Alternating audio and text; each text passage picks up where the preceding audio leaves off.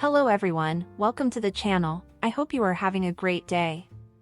Today's stories include toxic relationships, substance abuse, miscommunication, controlling partners, financial problems, and entitled people. Be aware. Am I the idiot for not checking in on my ex and he nearly died? I, 35 female, recently separated from my fiancé, 35 male, due to his excessive drinking, but we are still close and regularly see each other. After taking him to the ER overnight, I brought him home and he said he just wanted to chill solo, so I left. I attempted to message him, but didn't hear back. This is unusual for him, however I wanted to respect his boundaries. Late that night, around 10 p.m., my ex's mom woke me up, calling to ask me to go over there and check on him. I had a key and she doesn't. I declined to, because I had just been woken up and figured that he was just ignoring both of us, because he was drinking. And to be frank, I'm sick of the drinking and having to care for him. I'm sick of begging him to do things, like get out of a urine-soaked bed so I can try to get him clean and dry. I'm sick of the relentless drunk screaming and crying. I'm burnt out. She ended up calling for a welfare check, and when the police came he was drunk and severely ill. The doctor said he probably would have died if he hadn't been brought in that night. It was to the point that the hospital refused to release him when he tried to leave against medical advice, and got the police and county attorney involved to force him to stay. His mom was pissed at me and refused to tell me, so I only found out a couple of days later that he is in the ICU on a ventilator. I feel incredibly guilty that had it been in my hands alone, someone I care about would be dead, so I came here to either relieve my guilt or be deservedly raked over the coals. OP gives us more information in the comments. Why did you hang on to the key? And you knew the mother didn't have a copy? I grabbed the spare key when I took him to the ER the night before, because I didn't know how long he'd be in the hospital for and wanted to be able to check on the cat. I normally wouldn't have had it, but I forgot to take it out of my purse. If he's your ex, why do you still have a key? Why are you still in contact with his family? I had grabbed it when I took him to the ER the night before, because I didn't know how long he'd be there and wanted to make sure the cat was taken care of. As grim as it sounds, I haven't blocked his mom, because that could be the only way I have to find out he died. Did the doctor say he almost died, or did she tell you that's what the doctor said? That's what his mom said. I'm inclined to believe her because it would have to be pretty serious for them to do a hold, when I've seen them let him check out against medical advice, while telling him he doesn't have much longer at the rate he's going. Have they offered rehabilitation for his drinking problems yet? Many times, but he is unwilling to accept help. It's heartbreaking, but I feel like he is so afraid of his own emotions that he can't accept the help offered. No way, I'm very sorry for everything he's going through, also the pain that this situation has been causing his mother, and everyone else who cares about him, including you, I really am. But none of this is your fault, and his mom knows that. She's just very scared of losing her son, and since there's no way she can feel angry at him right now, she's taking it out on you. It's not fair, it doesn't make sense, and it sucks, but unfortunately sometimes people act this way, they transfer that blame to someone else. And since you were who she called, and didn't go to see your ex when she asked, she wants to blame you, when in fact the truth is, it's your ex's fault and his addiction. None of this was your fault, you left a problematic relationship, which was draining your life and energy because of an addiction that he refused to treat. But even after the breakup he continued to sucking you back into his life, and unfortunately you let him, and now you woke up and put an end to it. I get that you might feel guilty about the situation he finds himself in now, and you keep wondering, what if? What if I had gone to the apartment? What if I kept calling? What if? But you're not at fault here, OP, and you weren't the idiot. And what did you guys think of the situation? What would you do in OP's shoes? And what about the ex's mom? How would you handle her? Not the idiot, not even a little. He's not your responsibility. You took him to the ER, that was nice of you. His mom had other options, especially if you declined on the phone. She could have gone without a key, she could have used police to do a welfare check earlier. He is not your responsibility, even as a friend. He's a grown man with a drinking problem. That's sad, but it's his issue, his responsibility. For your own sanity, please back away from the situation and let him get help on his own. Then you can be his friend. You can't be his friend, and his ex, and his therapist, and his Uber driver, and his sponsor, and his ambulance, and his nurse, and his janitor. And be taking care of your own mental health here too. Not the idiot. Your ex is no longer your responsibility to care for or check in on, and his mother needs to understand that this is a result of his drinking, not your inaction. Ex's mom is scared that she's going to lose her son to his addiction, but instead of acting productively by holding her son accountable for his behavior, she's blaming others because it's easier and safer, and addiction is difficult. I also wonder how much enabling she does, because man, oh man, do enablers get mad when someone else sets healthy boundaries and steps back. There is only one person responsible for your ex ending up in the ICU, and that's your ex himself. He and he alone drank himself there. Please focus on yourself, cut your ex and his mother off, and reach out to support groups for family members and friends of those suffering from addiction. They can help you understand, heal, and set healthy boundaries to protect yourself going forward. My advice? Give his mom your key to his place and block everyone. As another post so succinctly put it, don't light yourself on fire to keep someone else warm. Not the idiot. Not the idiot. To be fair, you did reach out and you have already broken it off with him. He is a grown adult and he isn't your responsibility. It's quite strange to me though that his mother is pushing the responsibilities onto you.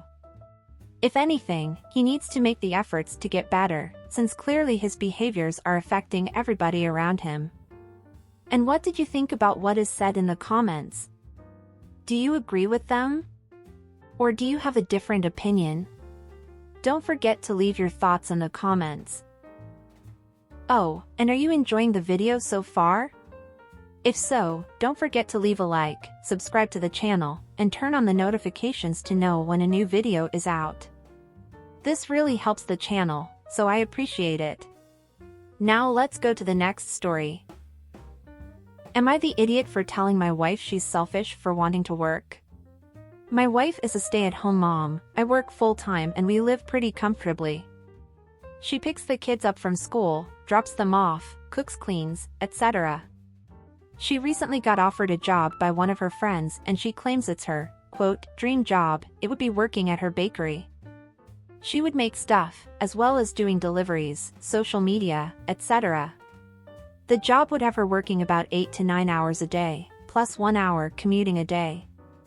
I told her it's not a good idea, the salary wouldn't be high and we would pay more for daycare, babysitters, house cleaners, than she would earn.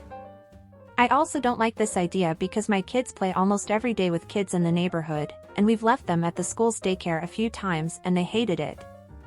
They say the woman who runs it is an absolute witch, and I've heard the same from other parents. I hated her when I talked to her the few times as well. I told my wife this is unfair to the kids and it's a stupid idea financially. She is saying I'm holding her back and I told her she needs to stop being so selfish. If she can find a job that earns significantly more than that offer, then fine, we can discuss it, but this bakery idea is not a good one. I even suggested she works part-time there, but she says she can't, the offer is full-time only. She's basically refusing to talk to me unless I agree to this. I told her she needs to grow the F up and stop this. Her family is saying I'm an a-hole who keeps her down. OP has offered the following explanation for why they think they might be the a-hole. I think I could be nicer, because this is something she is really passionate about and theoretically it could work, but I'm not for it. OP also gives us more info in the comments.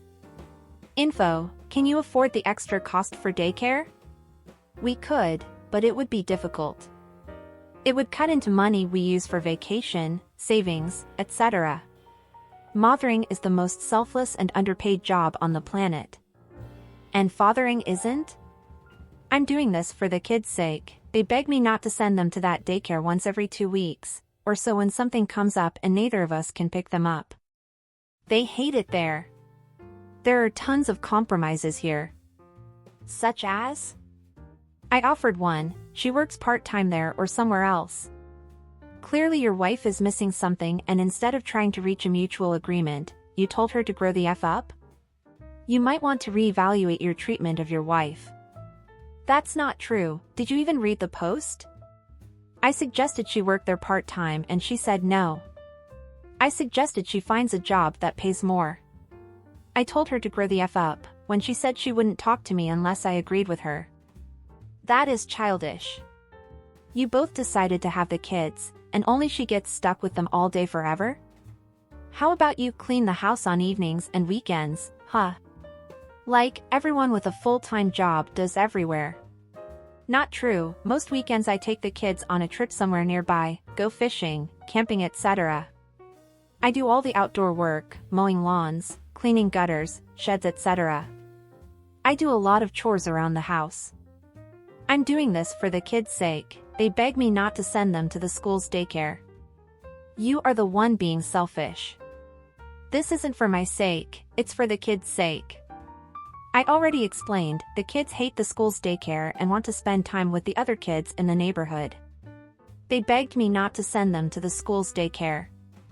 I already explained it would cost us more money to have her work than for her to be a stay-at-home mom. How the hell is this selfishness on my part? You are the one who needs to grow the F up, OP. Dude, it's one thing to not want or not think it's a good idea for your partner to work, for different reasons, but it's another to be a complete and utter a-hole because of it. You could very well have expressed your thoughts and opinions without trying to destroy her self-confidence, without being an insensitive monster. Your wife is more than a wife and mother, she is a person with dreams and desires, and she wants to work. And not everything has to do with money. I understand that the school daycare is not a possibility to leave the kids, so you can try to find another one, but you don't want to do that, you want things to stay as they are. I think it's you who needs to grow up, you're the one who needs to stop being selfish, and you need to stop thinking that all that matters are your wishes. Because even if it wasn't your intention, the way you spoke to her, and about her, it's as if what she wants isn't important, the way you say it, what only matters here is what the children want and what do you want. That's BS. And I completely agree with her family, you are the idiot. I also think it's possible that OP is against his wife working because she would start to be more independent of him, financially, emotionally, and therefore he wouldn't be able to have complete control over her. And who knows, she might see his true colors, and not like it at all. Or maybe she already knows, and with this first step she can give her the courage to leave him, and that's what makes OP fearful. But what do you guys think? What do you think of this situation? And what about OP's behavior? Now let's go to the comments. You are the idiot. Contrary to popular belief, women are humans with dreams and desires. She deserves to have a life that she creates for herself outside of her marriage and children. You are the idiot. Your wife is passionate about working and you are denying that. You all need to decide together if it will work financially. Childcare is expensive, but it wouldn't eat up all of her income. You mention a house cleaner, not sure why you need that. Plenty of households have 2 working parents and no house cleaner, mine included. Maybe you should help do some of the cleaning. And there is no other option than that daycare? You know there are, LOL. He's just trying to narrow the possibilities as much as he can in order to be manipulative. Or she could divorce you, force you to actually parent, still use daycare, and get her job and have a fulfilling life not centered around your wants and your options and what is okay for her to do with her life. I kind of hope she chooses that option. Because if you force this, do not be surprised if your marriage turns into nothing but resentment, and she divorces you the second the kids are out of the house and rides away into the sunset on the alimony you will owe her if there's any justice in the world. You are the idiot, the way you talk to your wife is disgusting. Some of your points aren't without merit, there are obviously things you both can compromise on, but your attitude and self-righteousness puts you squarely in the wrong here. Info: if your wife found a full-time job that pays more than yours, would you go part-time and swap roles with her? You know, seeing as how all you think about is the well-being of your children? I would also really like to know that. Do you think OP would do that? Do you think he would be a stay-at-home dad? What do you think? Don't forget to leave your comments down below. And that's it for today, everyone. I hope you enjoyed it. Until next time.